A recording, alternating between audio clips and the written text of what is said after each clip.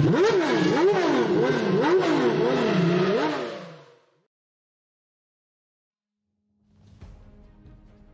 evening, everyone. Welcome along to the VRRC and the second week of racing in the Civic Cup, which a week ago on the Brands Hatch Grand Prix circuit provided some of the most entertaining, dramatic racing that we have seen for quite some time here at the VRRC.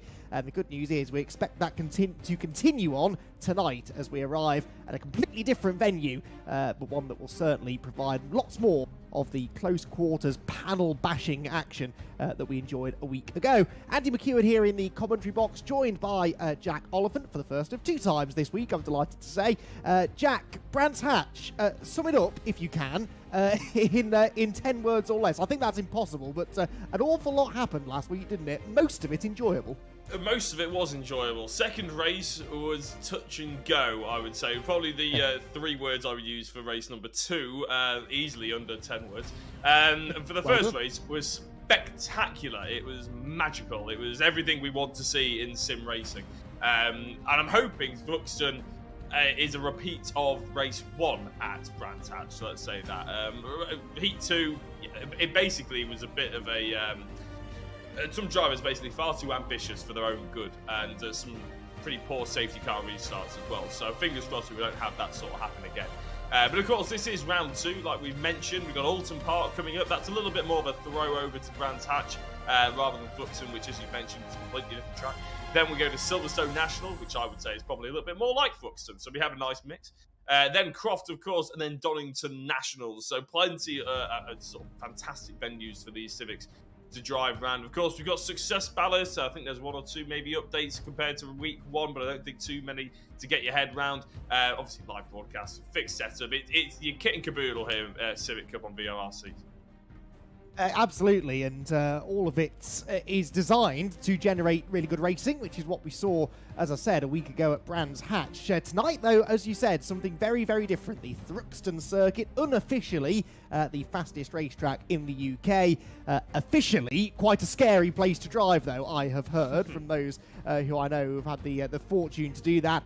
It's fast, flowing, it's very tempting to start going 3 and 4 wide through most parts of it, but then just when you start to get comfortable with that side-by-side racing, there's a chicane, a big braking point, some big curbs, and a real funneling sensation into the complex, and then the club chicane at the end of the lap in particular generates lots of good overtaking, but I'm sure a little bit of action as well. Last week at Brands Hatch, it was Scott Bugner that came out as the championship leader, with Will Redford after a starring win in race number 2.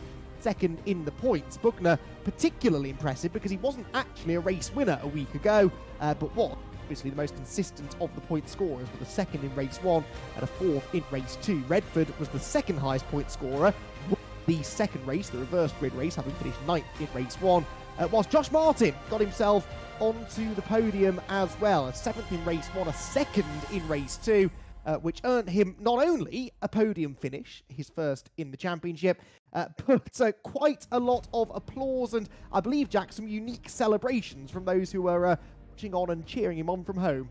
Yeah, we'll have a look at that just before we go into the hot lap, because it is quite a funny little video, but we'll hold on to that. Just have a look at how it's broken down in the championship.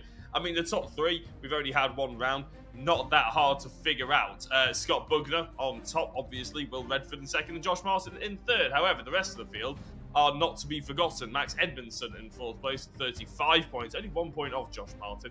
Joel Lask as well in the top 5. Elliot Dalton Ayres for HFT, the top standing HFT motorsport driver, I believe, in 6th position, alongside Max Bird and Jordan Brennan. So those 3 tied on points. Just goes to show how equal this field is, and we were talking about that qualifying and in practice last week at Brands Hatch. I'm looking forward to getting on with the times now. But of course, a little bit further back, some drivers completely out of position. Eric Axelson out just inside the top 10, but Carl Felvers outside the top 10. That's something we weren't expecting. Brad Smith all the way down in 18th. Again, we weren't expecting that. And Chris Shepherd in 23rd and Dave Buki in 24th. So lots of drivers we're expecting to come through the field and probably have slightly better evenings this time around here at Thruxton, maybe they've done a bit more practice. Maybe they'll just get a little bit luckier. But before we do the hot lap, let's have a look at Josh Martin's friends' celebration of Josh Martin's podium. I'm using a Heineken Zero because zero at the wheel and all that. So pour that in my shoe. Look at that. All that. Right. Down the hatch. I've got a shoelace in my mouth.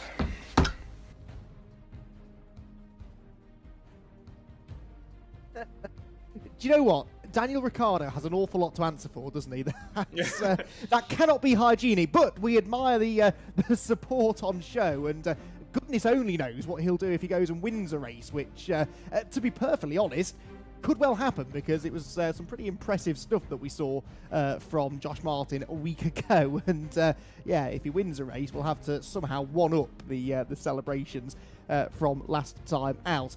Right, as well as having the honour of getting your friends to do embarrassing things online for you, if you do well in this championship, there are some very good prizes on offer, particularly if you do well in the points. Come the end of the 12-race, 6-week season, the champion will receive a 34-inch AGON curved gaming display. Second place driver in the championship come season's end will receive one of those Riggs SimRace 3. Very valuable prizes, these, and that's one of the real appeals of racing here on the VRRC's sort of premiere series. You're not racing for pocket money here. This is proper stuff. 2 tickets for a round of the TCR UK Championship will go to the 3rd place driver in the championship. 4th place receives 2 hours of online driver coaching, and PowerMax are back supporting the championship again by providing a prize not only for the 5th place driver, the Valeting bucket, but also a Valeting kit, which goes to the driver the round, which we decide, myself, Jack, and the rest of the production crew between us, after the races have been done. And that was not an easy choice to make a week ago, that's for sure. There were plenty of starring performances. I'm sure the same will be true here tonight at this super high-speed, flowing, spectacular racetrack that is the Thruxton circuit, one that we don't see an awful lot of in sim racing. So let's take a look at it up close and personal with an onboard lap.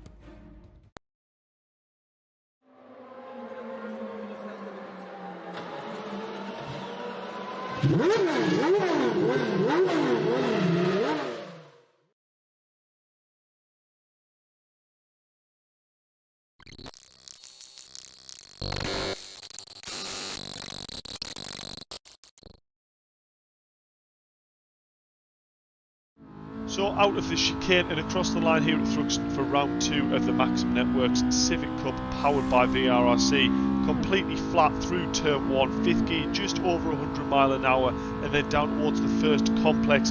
Really good overtaking opportunity, nice and early on in the track. Quite a bumpy braking area though, so you do have to be a little bit careful of the back end swapping around on you there. Nice and steady through the early parts of the complex, but then making sure we're super aggressive and getting hard on the throttle all the way through Seagrave. You don't really want to be lifting through there at all, because it'll cost you a lot of time heading down towards Noble here. Completely flat again through here. Obviously one of the fastest tracks on the circuit, a lot of time spent on full throttle. You can see Goodwood, super hard apex to find, very late, too early on the throttle there, and basically you'll run out onto the grass on the left hand side and you find it really hard to get back onto the track. Completely flat through Church, sometimes a hard corner, but in this car, 5th gear around 120, the car holds on reasonably well there. Saying that, 5 laps in, when that front left tyre is getting very hot, there might be drivers that start to have a bit of difficulty there. Then into the last chicane, the most troublesome part of the track, down to 3rd gear for me, and then just trying to balance a bit of throttle and control the bounce through there. A very fast section, and I tell you what, it can go very wrong very quickly. Make sure you tune in on Wednesday night at 7:15 on VRRC's YouTube. Make sure you give the video a like and subscribe.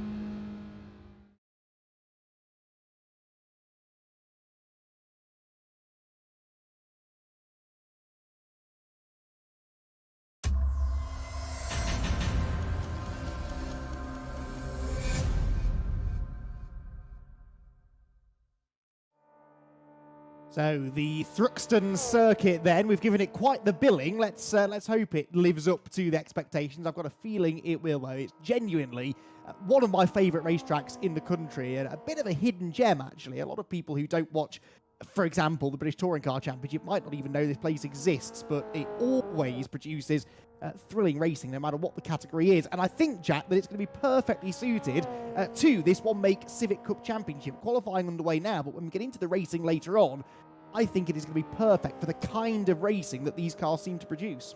Yeah, it favours the brave, and I think the car favours the brave as well, which is what we saw at Brands Hatch, as we see potentially the sour side of what we might see tonight as well, as we go through the final corner with Dave Bucke and Max Bird, and two drivers who are expected to be very quick. That's Dave Bucke's car crabbing really rather dramatically. Unfortunately, though, he can't just spawn back to the pits, and if you're with have watched VRRC for a while, you might know this rule, but if you're new to the Civic Cup, you might not.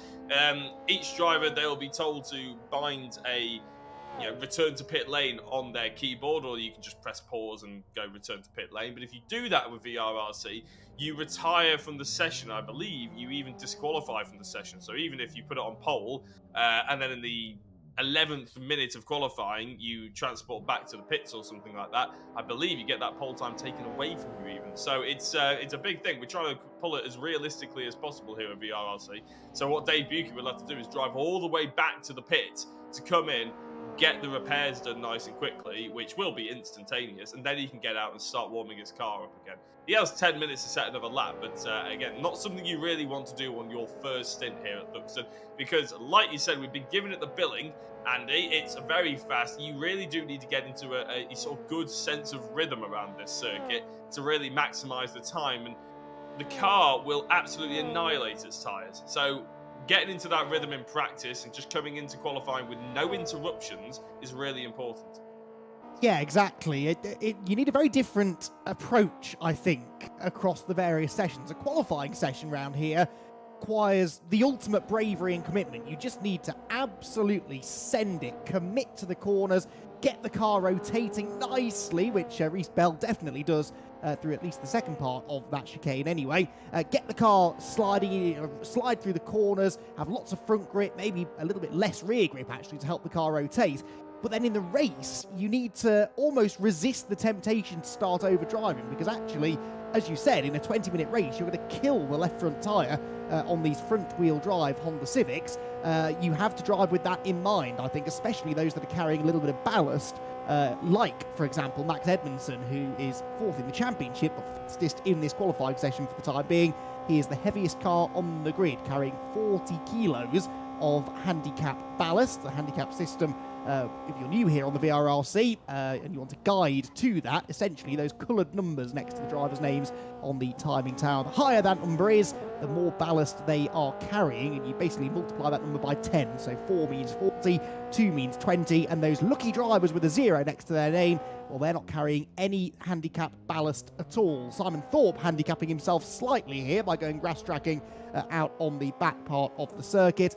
But yeah, this track, I think, Jack, more than any other perhaps that we will visit this season, could really see that handicap weight come into play, not just because of outright performance, but tyre management too. Yeah, I was very interested coming into this evening, seeing how Jordan Brennan would get on, because of course he carries 50 kilos of ballast on board, the heaviest driver on the grid, but unfortunately he isn't here. He's off to Brands Hatch in the real world, and is off to watch the touring cars as Mark Hughes and John Jones seem to be going very slowly.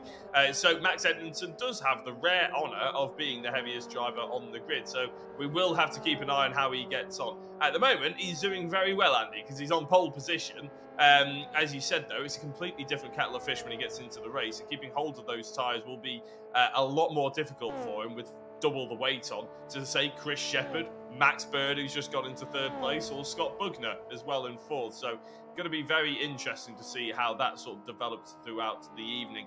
And I'm also quite interested in seeing how the top performer with 0 ballast on board, that's Andy Carroll at the moment, gets on, because of course they should be the drivers that last the longest in this race, and although they get new tyres over race 2, still in the last 2 or 3 minutes I would expect to see them maybe make some overtakes in each race.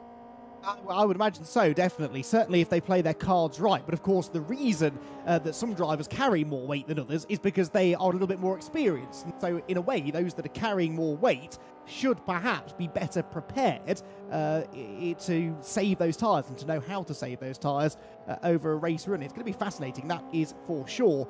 All of that, though, comes up in, well, just over 7 minutes' time, because that's how long we've got left of the qualifying session, which sees Max Edmondson fastest from Chris Shepherd second fastest. Shepherd really needing a good night here to turn his season around. Reece Bell has turned himself around at the chicane and gets going with quite a bit of front-end damage. That might be the last we see of him in this session. Yes, dives for the pit lane to get that car repaired. But Edmondson fastest, Chris Shepherd second fastest.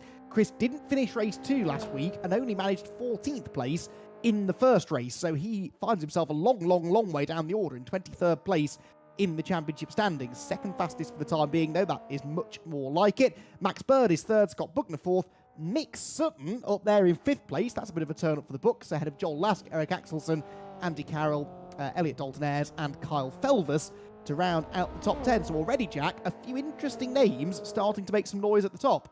Yeah, which is what we love to see, isn't it? A bit of a shake-up from round 1. Now, I was about to mention drivers who maybe aren't doing as well as we were expecting, because obviously you mentioned some drivers who are doing very well. Well, Josh Martin is a particular driver who isn't doing so well, and I don't think Simon Thorpe, who I believe is the driver off the other side of the road we've just driven past, isn't doing so brilliant either. In fact, it's not Simon Thorpe. Apologies there, Simon. I'm not sure who it was. I think it might have been Andy Carroll, actually. But Josh currently wavering down in 18th position, and after we've given him a shoey as an homage to his first weekend or first evenings of good racing, expecting this one to be a little bit quicker. How's he getting on in this particular lap? He's put in a green sector 1. It's not going to be a green sector 3 with driving like that, and it might actually have to be a rare start for Josh Martin. A rare start towards the back of the field, I should say, for Josh, and he has to come into the pits, and I'm not sure if he's going to have that much time to get back in and set in some quick times. Thruxton is serving up a bit of a tricky track for a lot of these drivers, Andy. They seem to be falling off the circuit very, very quickly. Well, we had a feeling this would be the case, didn't we? It was going to separate some drivers from others, and those that are doing well, in generally speaking, the ones we expected to, but it only takes the tiniest mistake here. It is such an unforgiving circuit, especially through that club chicane, because of the tyres that are stacked on the apexes of the corners. Same there at Noble Corner as well. It's all to stop people from cutting the corners, from taking liberties with track limits, and they're doing their jobs. You know, that's exactly what those tyre stacks are there for. In real world, it would hurt if you hit them. At least here, the only thing it hurts is your chances of performing well in any given session. But I can imagine some drivers getting a little bit frustrated here that they're not able to hook the lap up. John Jones is trying to do that, though. Runs a bit wide out of Church Corner. You can see he's got some witness marks down the left-hand side of his Honda Civic, so a little bit of damage from an altercation with something, an Armco barrier, or more likely, one of those aforementioned tyre stacks. You can see it there. You don't want to be running into that. John Jones steers well clear of it this time, but makes a big mistake over the curb.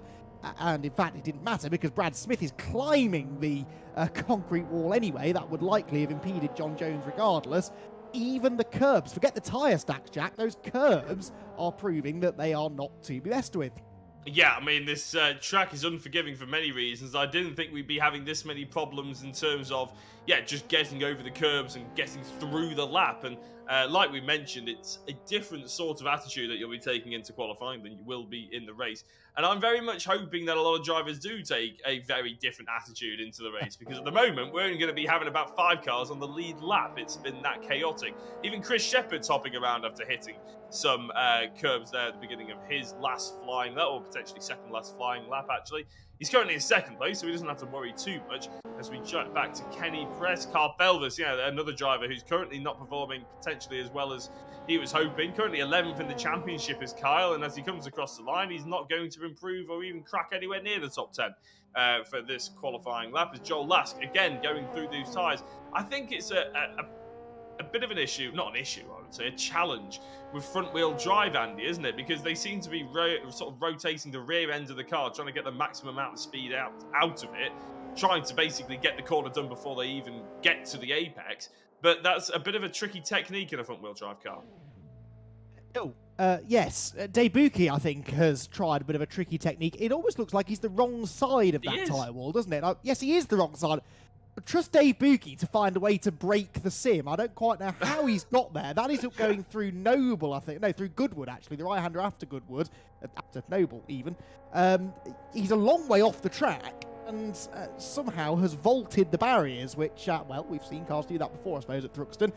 Either way, that is surely his session done, because not only will he be carrying damage, but the car embedded into the tyre wall is going no further.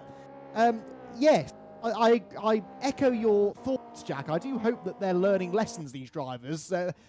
They shouldn't really be finding it this hard on their own to negotiate the Thruxton circuit. Imagine what it's like when they're barreling around here battling for position. At the moment, though, Max Edmondson seems like the only driver really to have truly conquered this track, and he goes quicker again by a tenth. Already a quarter of a second to the good in qualifying. He's now 3.5 tenths up, and I think he accepts now that that's the best that he can do. By the looks of it, though, Jack, that's as good as he will need. 3.5 tenths over Chris Shepherd. It's unlikely here that anyone's going to match that.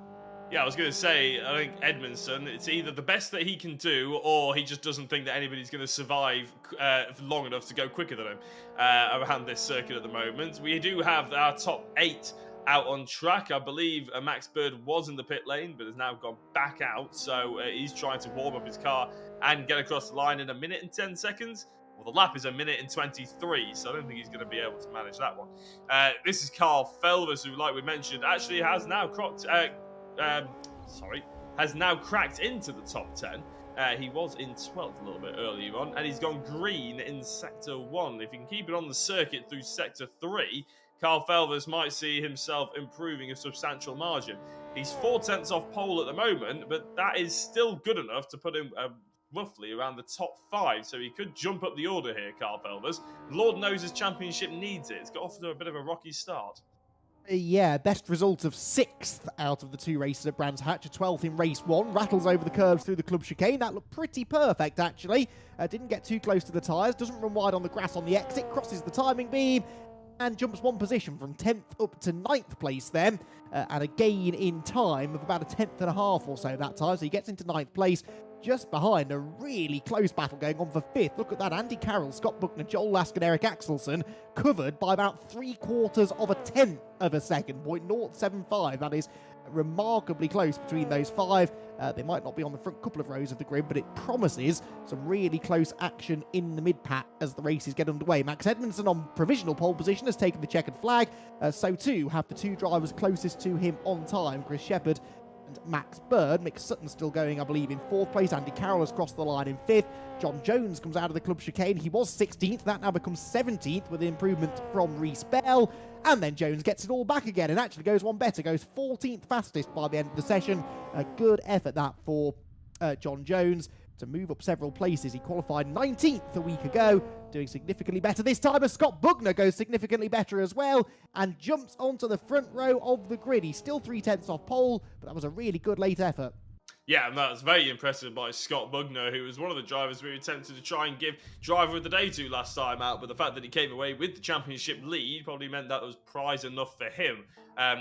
Let's face it, he might be able to get the driver of the round this time round. We'll have to keep an eye out as Dave Buki has managed to separate himself from the tyres, get himself away from the marshals, and get back onto the circuit. I've absolutely no idea how he ended up there, and I have no idea how he got out of there. But he is, so we're lovely to see Dave Buki back, even if his front end isn't quite attached in the way it should be. Yes, he's had an interesting session, I think we can say that, especially given the fact that he's actually not doing that badly. 11th fastest is not a bad effort, all things considered, and certainly an improvement, I would say, on what happened to him last week, where he qualified 15th and then goes off the chicane, just as I started to say nice things about him. But Dave Buki, nonetheless, will be the last driver to cross the line, and he will start 11th for the first race, which is coming up in just a few minutes' time.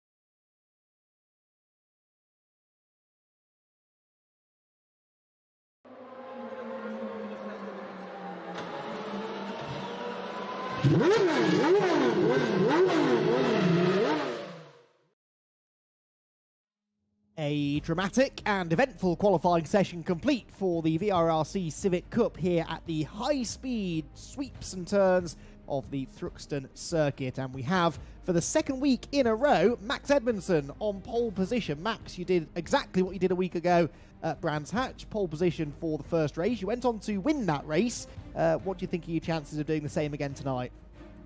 It all depends on that last chicane. That last chicane is very hit and miss because obviously the weight the car pushes on a lot, and there's obviously the curbs which bounce you into the tyres. So it's all about, literally more than last week, it was all about tyre management this week. So we'll just see what the tyres do and see what I do with them. Well, I'm glad you mentioned that, actually, because you are the heaviest car on the grid, 40 kilos of handicap ballast in your car. Now, clearly it hasn't slowed you down particularly. Your raw pace is still really good. You're on pole position by 3/10, so nothing to worry about there. But how concerned are you about what that will do to the tyres, the front left tyre in particular? Well, last week you could do 2 or 3 laps, obviously quali pace, and then you have to come in. But this week you can literally do 1 lap, and then you have to box for new tyres. So tyres degrade very quick around here because obviously every corner's a right-hander, so it's putting all the weight on the front left, and obviously more fuel compared to quali, so tyres are going to degrade really quick, so the pace will drop off really fast. So I don't think you'll be seeing fastest lap after lap 1.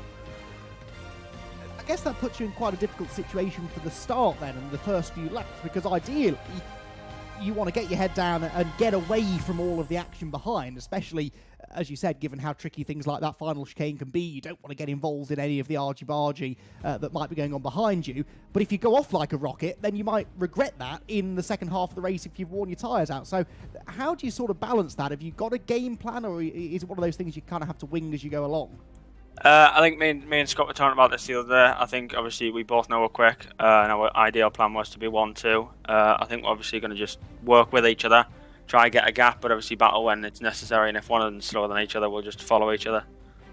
Okay, so perfect scenario then for you with Scott getting up there towards the end of the session. Max, huge congratulations. You're setting out your stall to maybe be the qualifying king of the Civic Cup. 2 qualifying sessions, 2 pole positions for Max. To look for the first race. Thank you. So Max Edmondson then gets the pole position once again. Now, Jack, he won the first race from pole at Brands Hatch last week, but actually didn't have things all his own way, did he? He didn't get the best of starts, didn't lead through the first corner or so.